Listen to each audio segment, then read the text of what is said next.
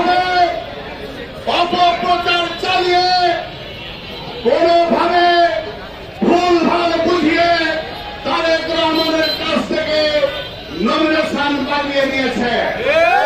আমরা পরিষ্কার ভাবে বলতে চাই, আমরা ধানের শীষের মানুষ, বিএনপির মানুষ, তারেক রহমান যাকে নেবে তাকে আমরা মেনে নেব। তাদেরকে আমরা ওয়েলকামও জানিয়েছি, কিন্তু তাদের উদ্ধত্ত কোন আচরণ দেখে মনে হচ্ছে তারা বিএনপির ভোট নেবে না, তারা তার ভাই ওদুদের আওয়ামী লীগের ভোট নিয়ে।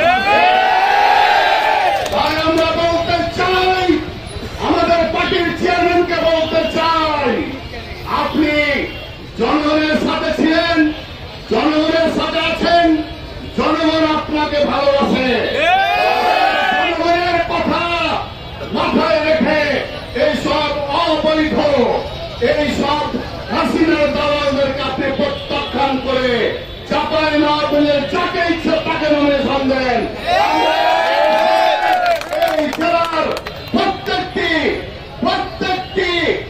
আপনার এমপিকে আমরা পাস করিয়ে আপনাকে আমরা উপহার দেবো।